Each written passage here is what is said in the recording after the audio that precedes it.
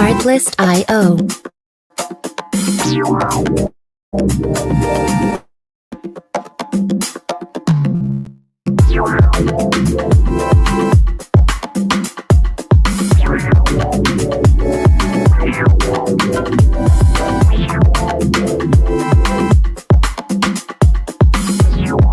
Music licensing reimagined.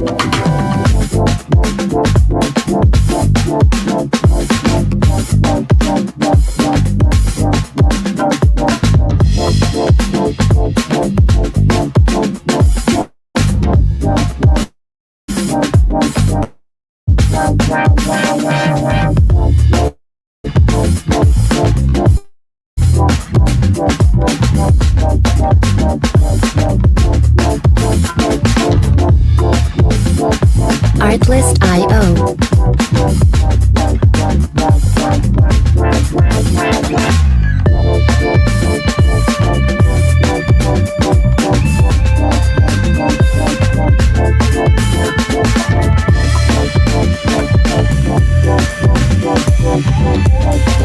Music licensing reimagined.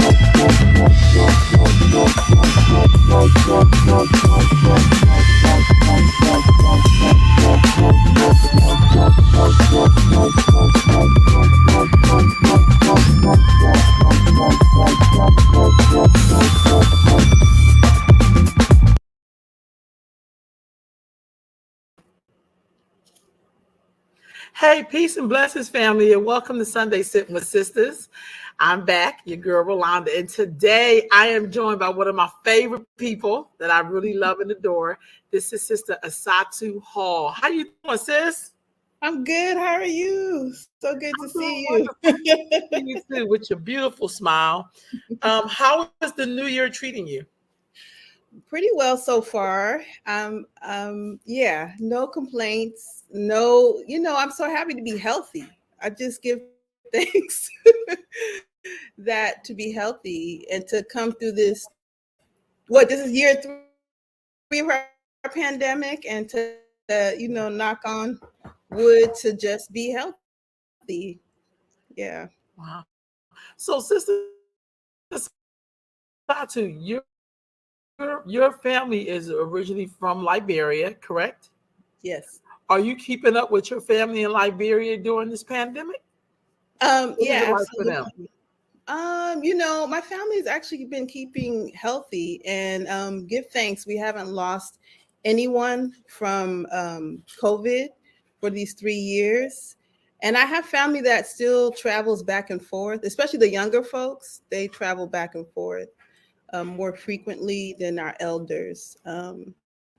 So it's still challenging, but luckily a lot of folks work for themselves. Like my cousins like do hair, or everybody has like their own hustle. Even my older brother, he's a conveyor, but he's a private contractor.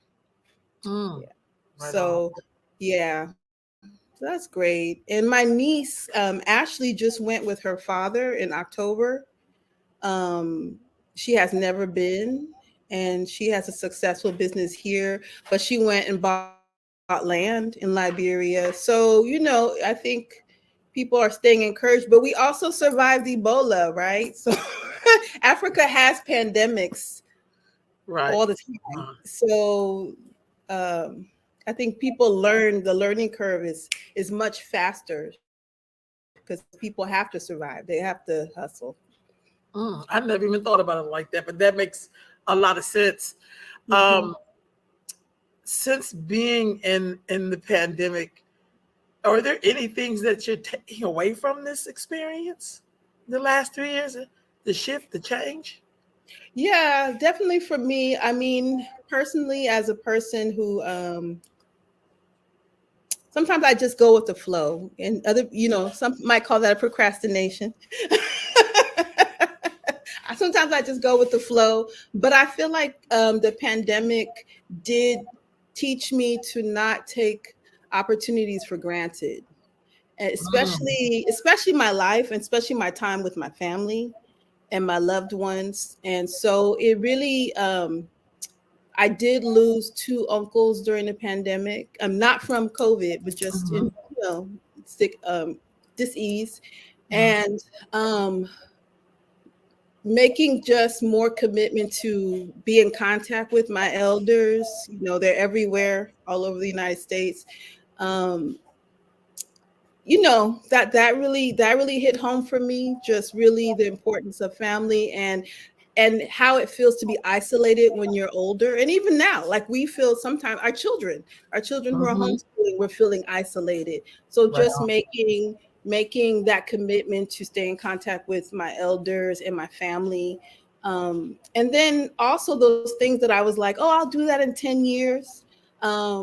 Even with my career, even with midwifery, like being halfway in it, just deciding that it was now, like, if I'm going to do this, I'd rather be doing what I love rather than doing something that I don't love, wasting my time. Like, yeah, the value of time. Mm. And so that really, the pandemic really showed me that. Um, and that it's time to use all my skills, all my skills. And so I've been blessed to have a few gifts.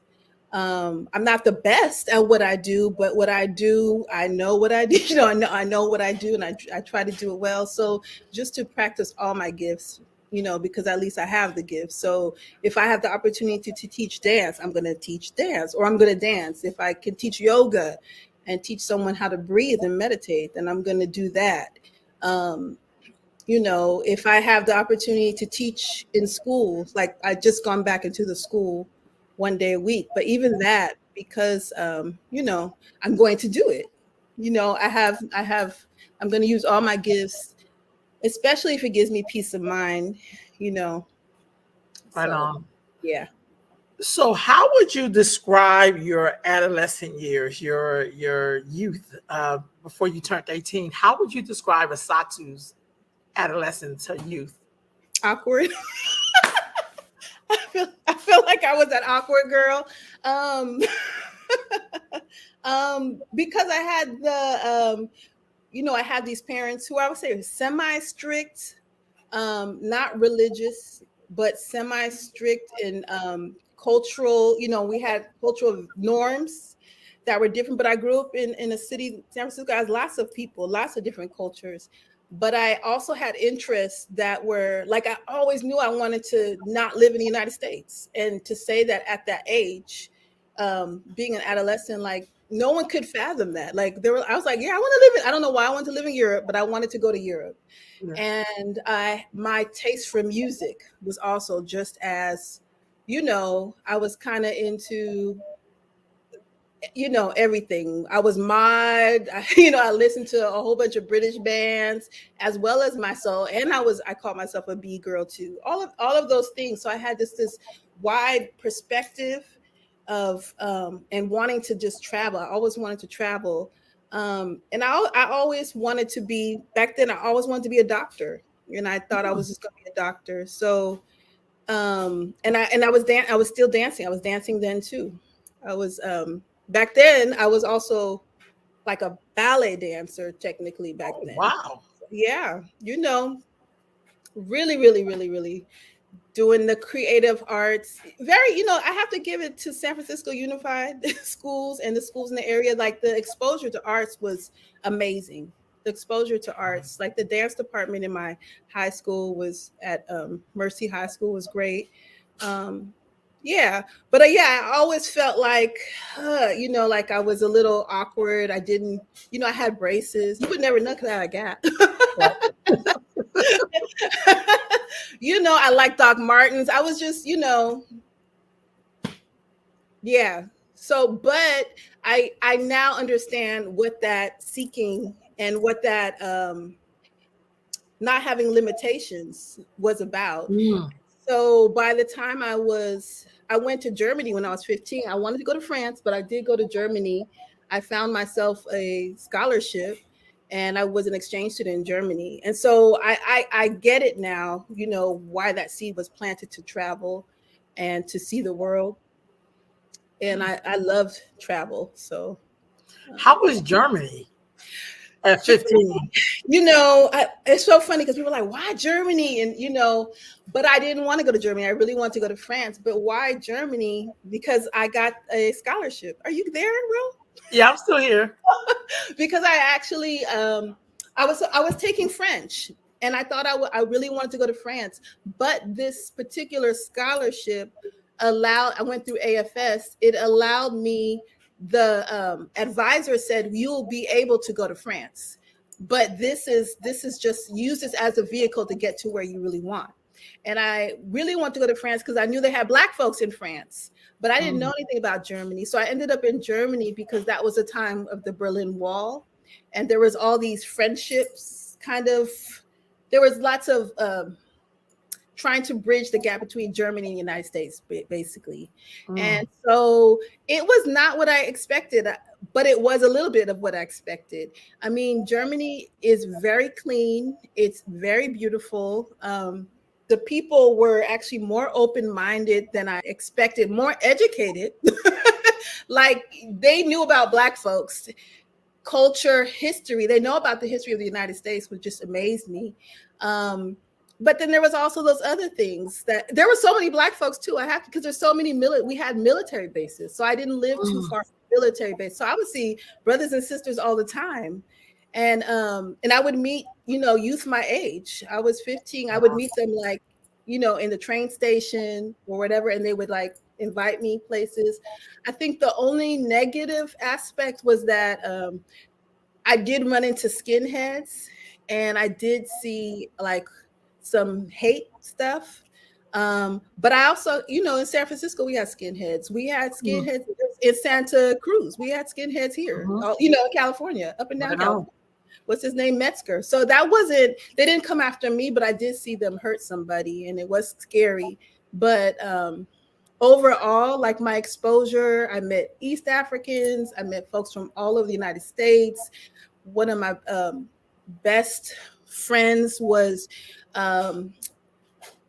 was from Spain, but she wasn't Spanish. I can't remember her terminology. We call them gypsies, but that is not the terminology of how they like to describe themselves. So she was one of the persons that like first person to take me home, you know, and looked out for me, took me to my first little club with all her friends. So I had a great experience there. Wow. So when you turned 18, when did you not even turn 18? What sparked you to do African dance? What sparked that? What sparked that? Well, I fell out with ballet because of my body, and just the thinness. And San Francisco is very Eurocentric, and so it was actually my teacher, my 12th grade year, who had Alvin Ailey dancers come to our class. They were performing in the Bay, and they came and they taught like some master classes, and then we also went to San Francisco State. And then also I had been seeing African dancers at like Liberian weddings and African weddings. And I didn't even know that company was based in Oakland. So when I went to college, I took an African dance class in San Diego. And it was over at that time, you know, then it was over like, oh, this feels right. This is my dance, you know. And that's actually when I shifted my focus from, I don't even think I took a modern or any other type of dance after that. I just started seeking dances of the diaspora. Anywhere there was a drum, I was, you know, throwing myself into it. Wow. So when it comes to the dance part, what style of dance or form of dance did you expose yourself to that you learned? Okay. Well, I started with West African dance because that was the most readily accessible to me. And then when I came back, when I graduated from school, Then I started dancing at the Mission Cultural Center, and there was a studio called Third Wave. And this is even before I found the Malanga Center. And so Brazilian dance, Afro-Haitian was the first class I started taking there. And then I started taking capoeira and Afro-Brazilian dance. And I was still taking West African dance classes, but this is where my world started to expand. And I would say, and it was in the Afro-Haitian class that I had my first like spiritual kind of spirit dance experience, like where I felt something. Like I am, one of my friends described it like when you think the drum is talking to you, you're like, it's a drum talking to me. It's a drum talking to me. The drum is talking to me. So I had this like really profound experience. And then I just wanted more. So it was Afro-Brazilian. Then I started crossing the bridge to go to dance classes. Everybody's like, oh, have you heard of, what was it called? I forget what it was called at that time. Oh, City Center, which is now the Malanga Center. And so then I started crossing the bridge. So my whole Saturday would be, I would wake up, take classes at one studio, walk down the street. This is in San Francisco in the Mission, go to another studio, cross the bridge, and then go to the city center to take Congolese and West African dance. Then on Sunday, I would go back. And so that was just my life. And Monday, Wednesday, Friday, I had my whole schedule. I was taking capoeira. I just immersed myself for years and years. And then somewhere in between that, I found Cuban dance. And I can't even tell you when, but it was just, Oh, I remember. Yeah, I found Cuban dance at the Malanga Center. Wow. And then that's the dance I do. I think I do the most because that's when I really found my connection to the Orishas. And yeah. Wow. So besides the dance, how did you get into midwifery? Yeah. So midwifery, I didn't know. I think I told you this story before, Ro, that I didn't know that I came from like a few generations of midwives, but really it was when my best friend Manushka had she had a C-section. I'm just gonna just to cut the story short. And we were both pre-med students. I was at Cal Poly. She was at San Francisco. No, she was at UC Davis.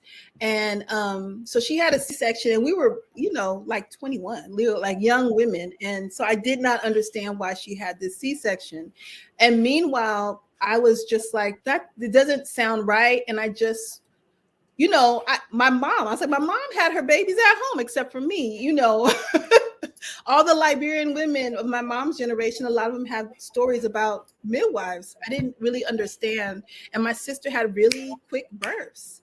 So just a C-section and all the horror stories I was hearing just didn't resonate. And I think it just started to wake up within me. And so I was at Cal Poly, and this person came from UCSF midwifery school and started talking about midwives. And then I went to a farmer's market and ran into a stand. Like, this is in San Luis Obispo. I ran into a stand that was hosted by the California Association of Midwives. And I'm like, yeah, I'm getting the message, ancestors, I'm getting this message. It was just very, very clear because I kept running into the word midwife. I kept meeting midwives. I kept being shown like there's another way of how you see yourself. And I'm gonna tell you, bro, like when I was little, the type of doctor I always envisioned myself when I was little, I tell my parents, I want to be the type of doctor that has my little black bag and I see me going to people's houses. That's what I saw. And even though I wanted to go abroad, I saw myself as this doctor who would go into the village with my whatever and go to people's houses. And it's so interesting because all I do is now as a midwife, I shop for bags, which is the best bag for me to go to carry my stuff efficiently for my prenatal visits, for my postpartum visits, for the birth. And it's just amazing how when you see it so clear when you're little or younger, and you don't even know, you don't have to know the path, but it's funny how the path just opens up. I never knew it was a midwife that I was seeing when I was little, and then I don't think it really hit me to this year when I was like, I need the best bag. I keep it's such a trip. So yeah, midwifery is definitely part of my family tradition. I learned that my dad's grandmother was a midwife. My dad actually went to midwifery school on his way to trying to become a doctor because that was the school that they had in his area. And yeah, it's just part of our my family tradition. How many years have you been a midwife or practicing midwifery? Since 1999, for over 20 years. Yeah. Wow. Wow. Mhm. So every time when you're at a birth, is it always the same or is it fresh and new each time? It's completely different every time. But the feeling after the birth when the baby comes, that's the that's the cherry on the top. That's the icing. That's the gift right there. When you have a safe birth, when you're there and you're connected to the family, and then they have their baby, and to share those tears, or it's just so heart opening. But I tell you, you can anticipate. I think me and Kiki say that all the time, like, you do it and you're like, oh, okay, this is how it's gonna go, and you're like, I don't know nothing, I really don't know anything. It's and the pandemic has changed birth in a lot of different ways, like what we're seeing too, health wise. It has changed. There's some just interesting things about placentas, about gestation, and about all these things that have changed. So you can never get comfortable and think it all, because it just continues to change, and each mother is different, and she's surprised. She might surprise you and surprise herself. So yeah. What is holistic health? What is that? Health is health, or is there such thing as holistic health?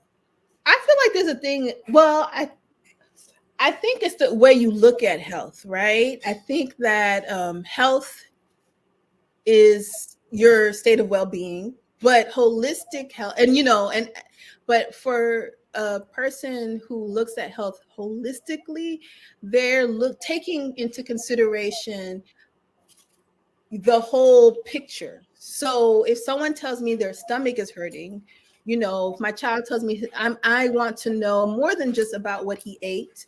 I also want to know what his temperament is. So you're looking at the person's emotional, you're even, down to the spiritual. So it's physical, it's emotional, it's mental.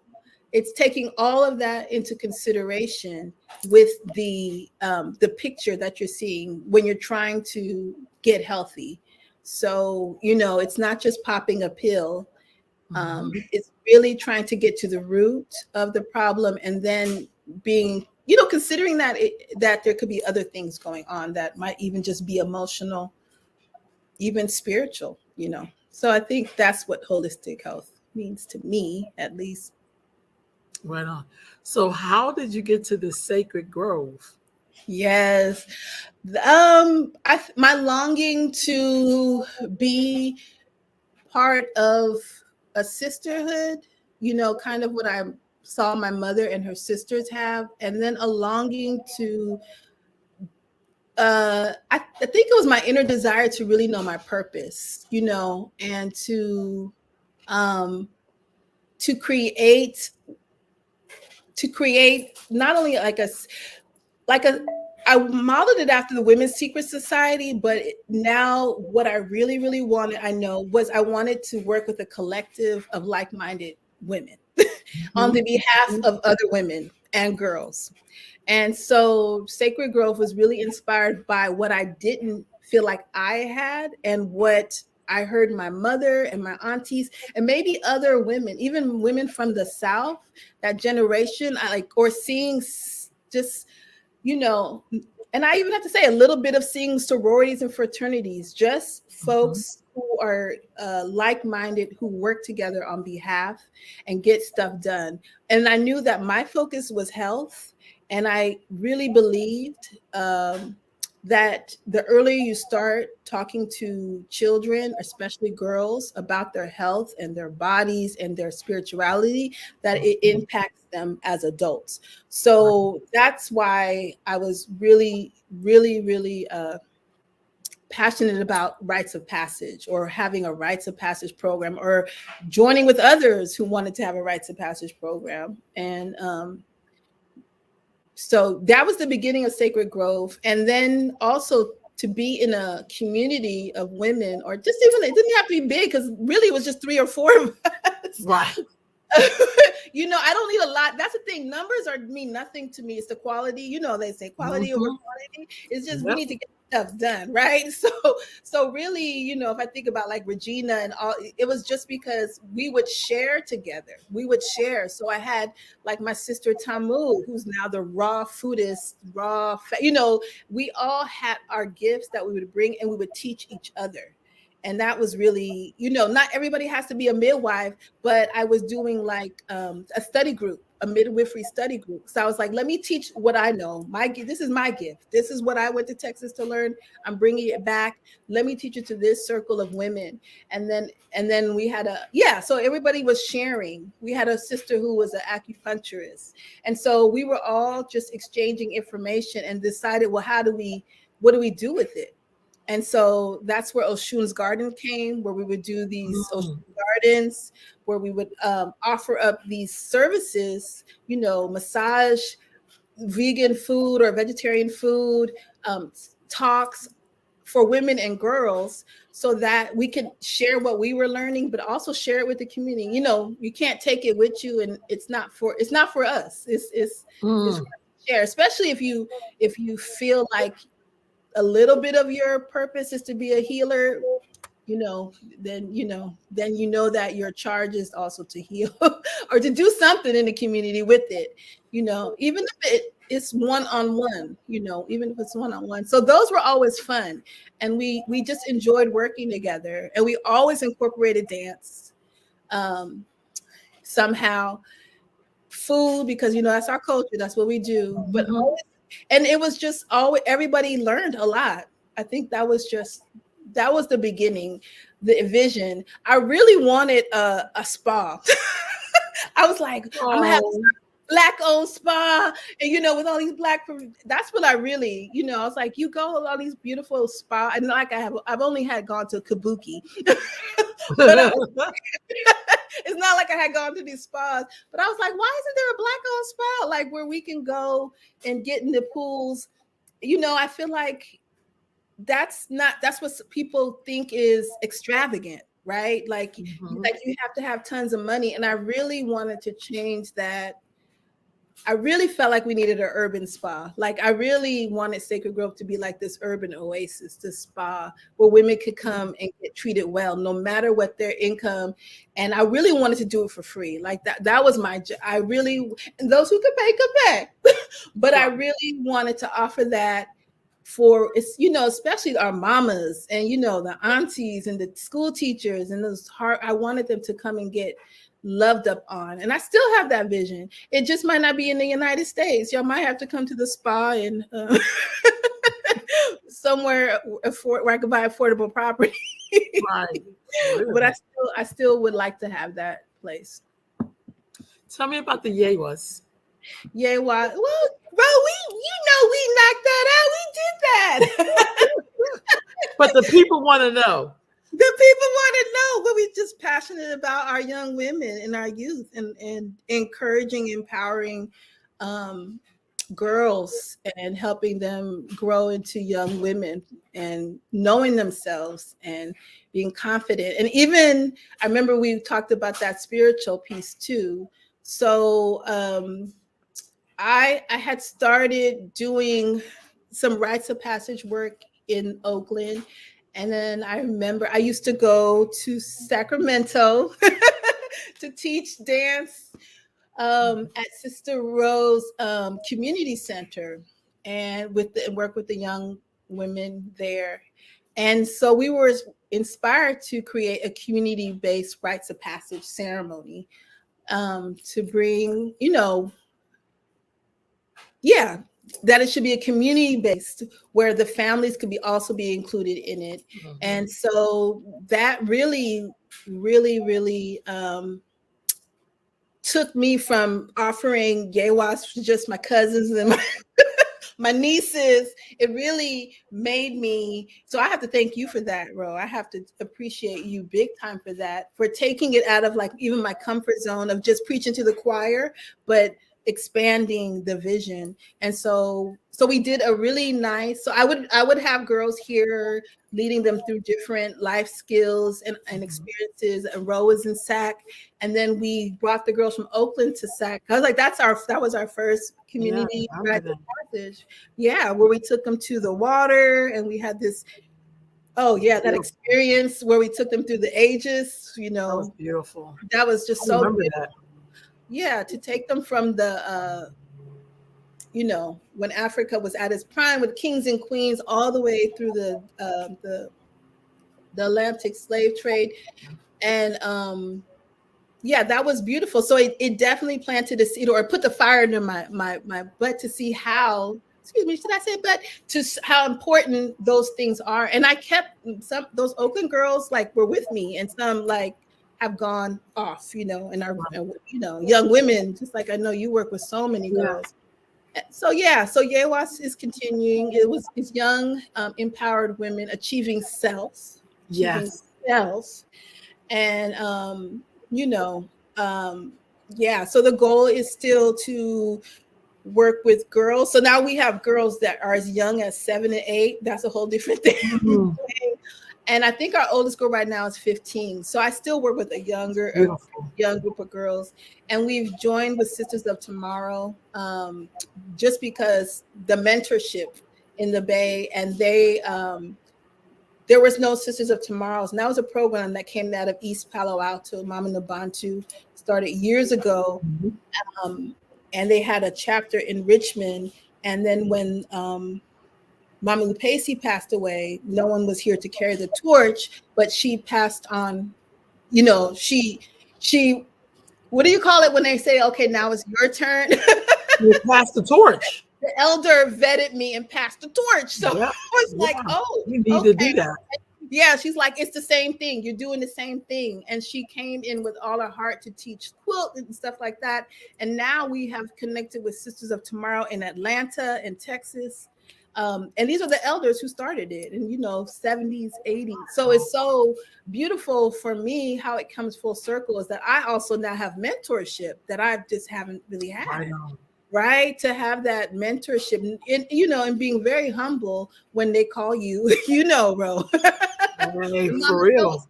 But I have really attracted the sweetest elders, I have to say, just so very sweet. And so even if they're being firm, they're so sweet. And I'm like, I think that's the kind of elder I want to be, firm and sweet. That's, you can only be yourself, right? So we have continued. We have officially been collaborating with Sisters of Tomorrow. And now, and that's been good. So now I'm working with Ayodele, who has the Wafe beads, waist beads. Mm-hmm. She grew up in Sisters of Tomorrow. Her mother was the founder.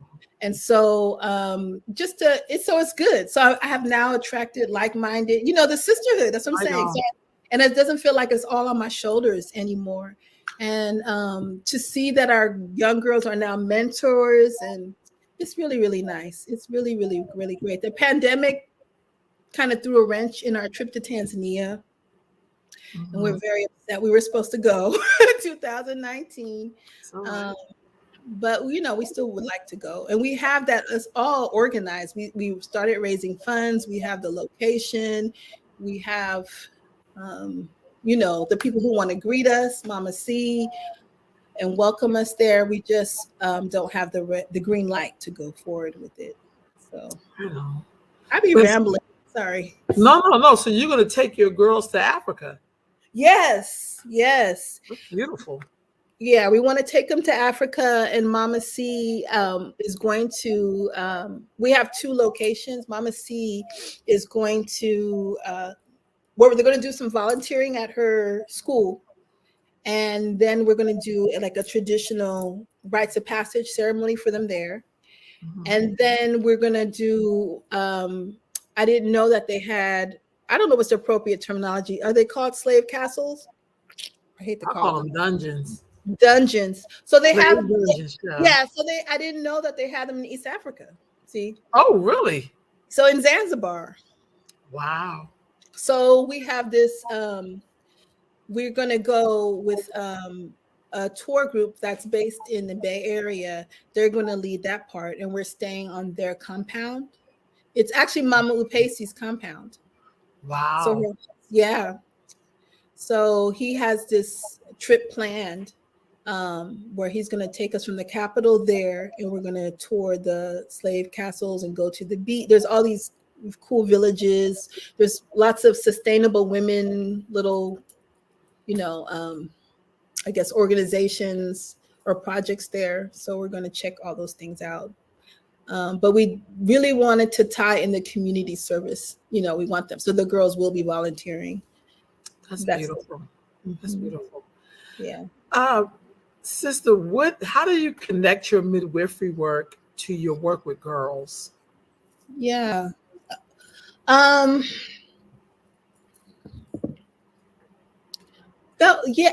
a great question. I don't see it as separate. And I hope to connect it more by requiring them to learn some hands-on skills. That's actually my focus when we get back together. I really want that.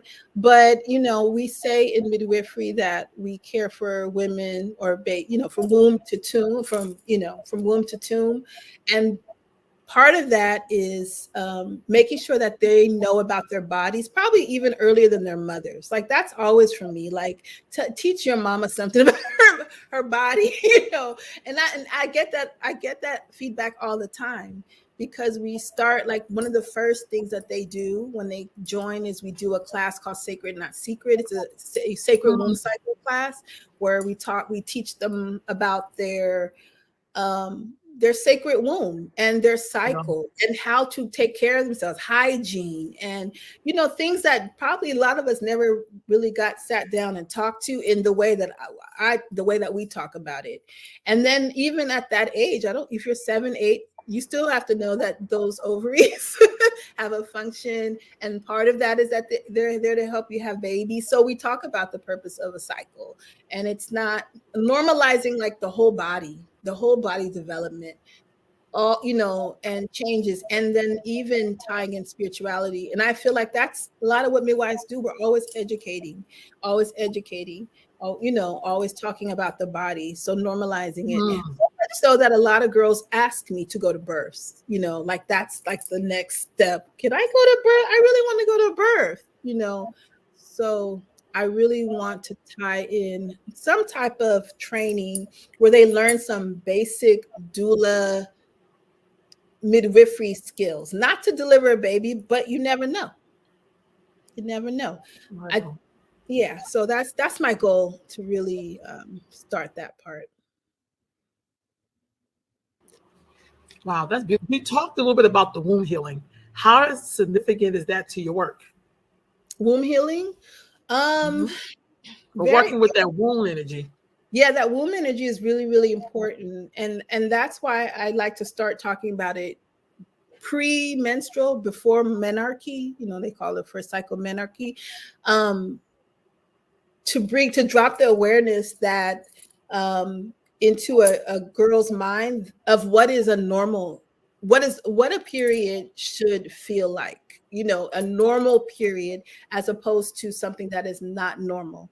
And I feel like that is where, like, the healing, the generational things we hear about. Oh, my mom had all C-sections, or everybody in our family has fibroids. I feel like if you teach someone when they're young signs to notice, and the emotional implications, or how those things are related to what you eat, just imagine if we all learned that like at 10 or 9, like what you eat now and and how you deal with your emotions and how writing, being creative, how these things impact you, and then how to speak your truth if someone has violated you. Like if we all have if we all had the safe space to speak our truth at a young age, or just even to know to like back somebody up, offer you. That's why we teach self-defense too. But like all these things, like at a young age, like maybe we can prevent some of the things that some of us at 50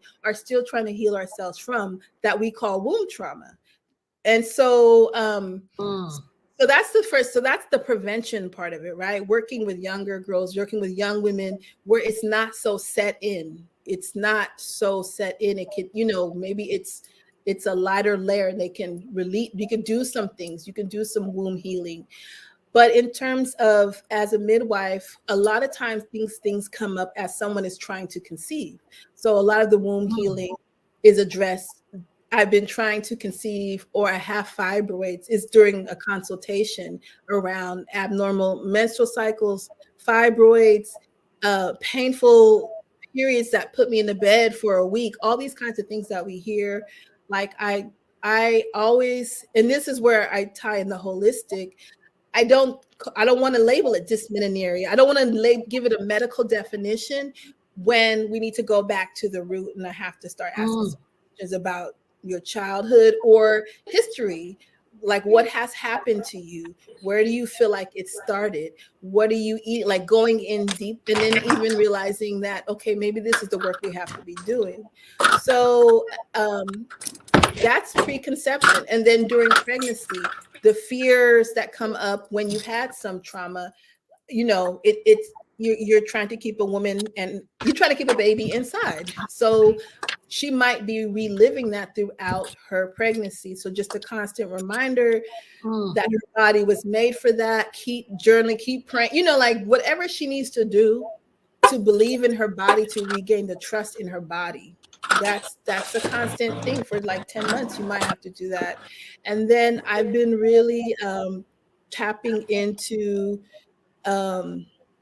learning more postpartum care, because that's where a lot of our women start to feel isolated or alone, maybe disappointed about their birth outcomes. Maybe they had a C-section, or just maybe they're not connecting with their baby, or maybe just depression. Depression is real right now. And not every woman has the advantage of having a mother or even a grandmother or even an aunt to come and help them postpartum. So sometimes they're out there with this, they're beloved, but their beloved is incapable of honoring like what is usually when you are surrounded by the community of your women. So we're seeing a lot more grief and a lot more postpartum depression. So I'm really trying to step up my game and do things like womb massage and other things to really help women transition better.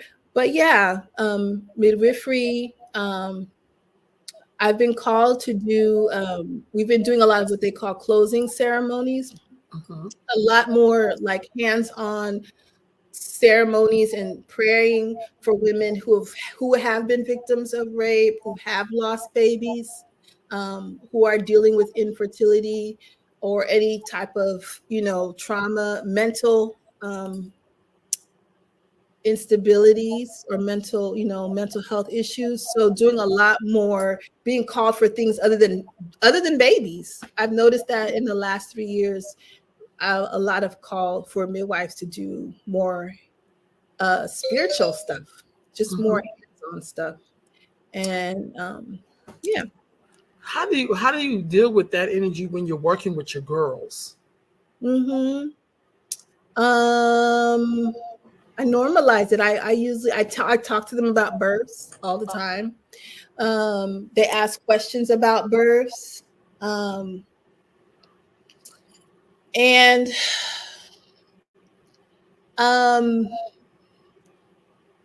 yeah, I think I normalize it so this is my thought. If you normalize it so that it doesn't, so there's no shame on it, you take the shame away from it.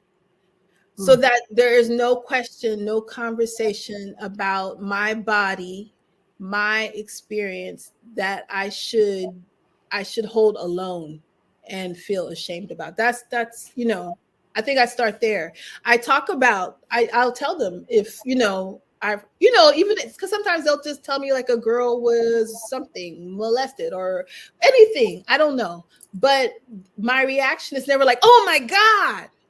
It's like, yeah, unfortunately, some of us have been victims. And how does that make you feel? What can, I normalize the conversation so that if it's happening to anyone in the room who's been hiding it, that they're like, well, maybe Mama Tutu is a safe space, to talk about it. Or at least I know I can ask her this question, even about the smell of my, like anything. Right.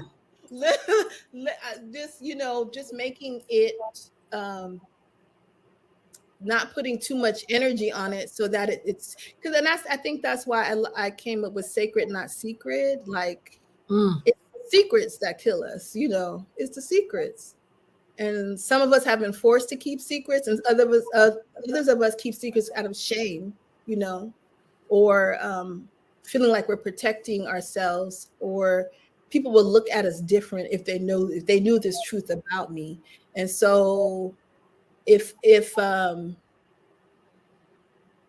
here is this, if in this space, or if I say that this for women, oh, that's actually normal. Like I say to women, I'm like, if you are in bed in pain, the girls I've heard, like even a 14-year-old, if you are in bed, that is not normal. And the fact that, and I'm not blaming moms for not knowing that that's not normal. I blame the doctor that they go to, right? Who's saying that it's normal. You have just really awful periods. I don't believe that. I feel like that we need to tap into that deeper. We need to find there's other ways. There's other authors, there's other doctors who feel differently about a woman's cycle should not have her in bed and in pain and agony every month. That is not normal. That is not normal. So that's where I'm like, no, that's not normal. That shit ain't normal. Like that is not normal for you to be that young, that old, to be suffering with your womb. It changes your relationship to your womb.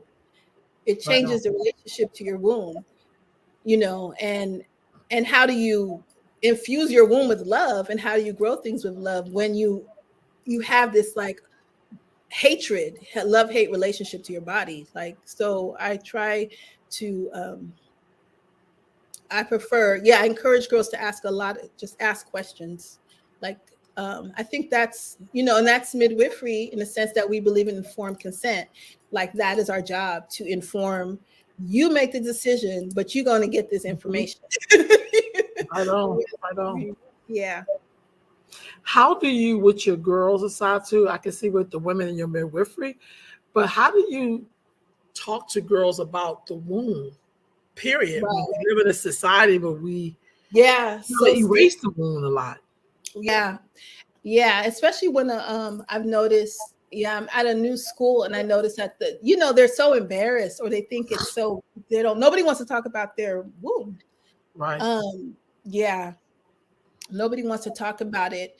So I think, like I said, if anybody in Yewas knows that we talk about our bodies, we talk about our womb, and we talk about our cycles. And if people have, I think for me, I try to, like with this group of girls, I see like they're intrigued by what I do, but I can't just go in and be the hippie, herbs. I can't just go. That doesn't work for this group of girls. Right. But if they're having a cycle, I've noticed that they all have very, very painful cycles. That's my way in. That's where, if you are talking, if you have to miss school because of your cycles, then I'm like, that's where I can ask the question, is this, do you feel like this is normal for you? Is this, what have you done to change that? What do you eat before your cycle? So I go in when they give information, then I feel like that's my That's my way in. That's my way in. But I noticed that a lot of girls miss school because of their cycles, or they have their head down on their desk when they start their cycle, right? And then, or they'll start asking adults for medication. Like, you know, you kind of like, oh, she's asking me if I have ibuprofen. She's asking me if I have Motrin. So I'm going to ask her a little bit about her cycle. And, you know, we try to get in where we can fit it, but that's a discussion about the womb. Now, how do you get to the other stuff about their relating to, you know, sexual? That comes, I usually don't go there till they trust me. Right on. Yeah. Right on. So that's where, you know, as an adult, I just have to have patience.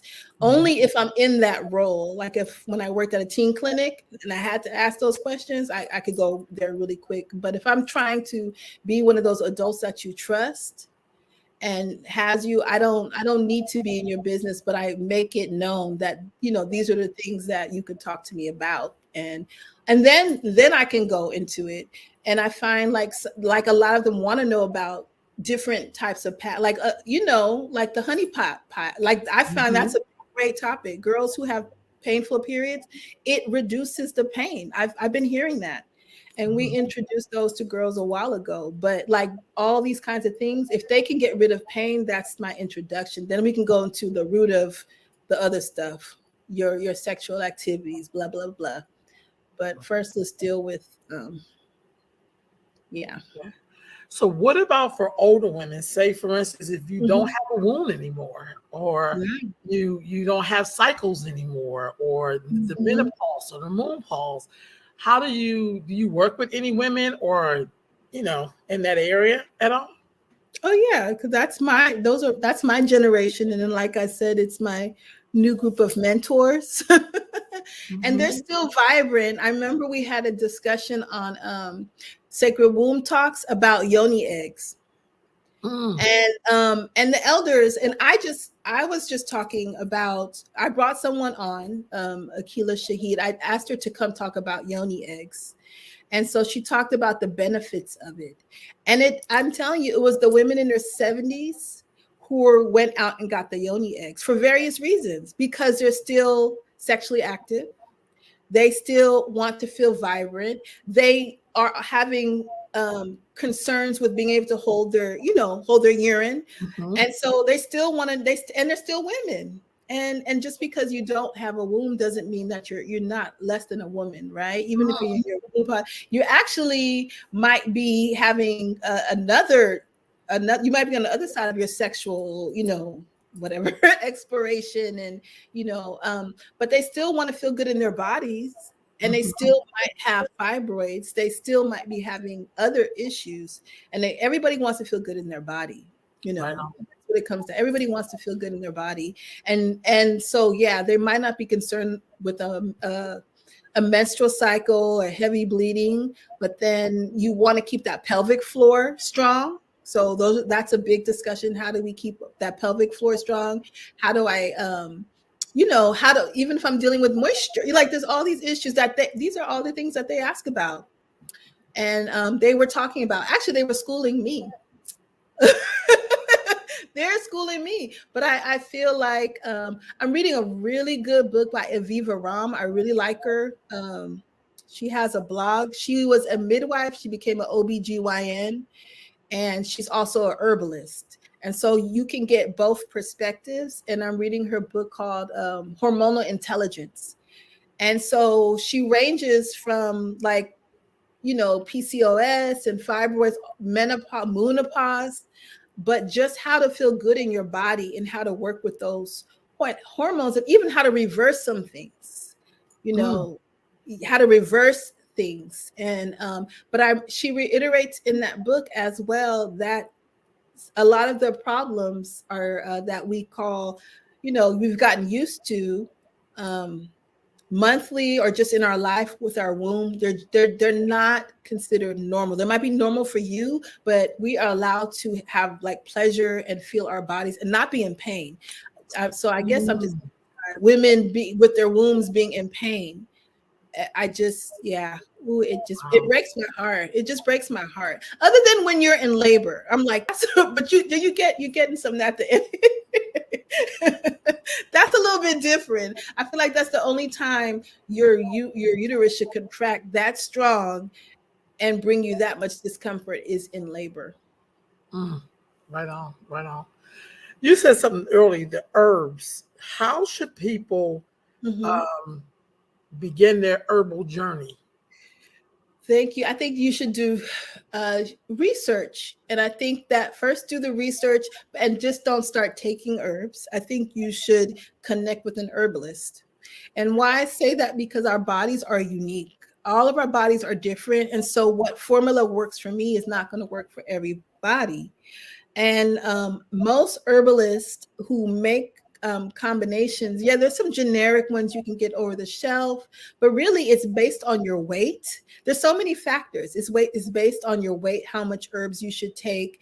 And then not every, for example, I'll give you passion flower is a common, it's an herb used for nervous system. It's used to lower the blood pressure. But for some women, people, it's not an appropriate herb. It doesn't work with their body. It makes them feel funny. It might drop their blood pressure too low. And even though they're taking the same amount of drops that I'm taking, it might drop their blood pressure so low. So I do recommend going to an herbalist or at least doing one consultation. And then even if you're called to do this, even being like muscle tested to really see if that herb is for you. Like, I feel like a good herbalist will teach you how to, get a sense of what herbs are right for you and prescribe you with a low amount so that you build your way. Because otherwise, you might be taking something you're allergic to. And I use herbs strictly. Like my child is not immunized. We're herbed up over here, but we use different herbs. Like, we don't even have the same body composition to use the same herbs. So I think definitely herbs take more time than over-the-counter drugs. So be patient, do the due diligence and do the research and give it time. And then start with one thing. Like, just because someone runs down a whole list of 10 things for you, don't take everything, because you need to see if it's working, unless it's like a combination, like a womb tonic, your basic raspberry leaf, nettles, that's different. Those herbs have been tested to work together. They work really, really well. They're very gentle. You can drink those every day. You can't overdose. But when you start going to like, I'm trying to shrink this tumor, or you really want to get the advice of an herbalist or someone who's really, really knowledgeable. You want to be patient. And then you also want to kind of eliminate things. Maybe you eliminate things in your diet. Like, maybe you don't have to take a drink every day. Maybe it's just, maybe it's 3 times a week, slow down on some other things. And always look at the diet. Look at your diet too, because it's all related, but herbs are really, really great. They're our friends. Do some research. Do some research first. Yeah. Right on. Family, for this past hour, we have been talking to Sister Asatu Hall. Her information is at the bottom. So her website, sacredgrovetraditions.org. You can follow her on IG, Instagram at Sacred Grove Traditions, or at Yewa's Young Queens. Both of these are on Instagram. And then, of course, you can always email the Queen. And her email is sacredgrove7, the number 7, at gmail.com. Sister Asatu, thank you so much for joining me. You're welcome, Ro. Always a pleasure. Oh, really? It's always a pleasure to talk to you too. Yeah. So thank you so much. Don't go anywhere. Let me just end this. Thank y'all so much. I will see y'all next week.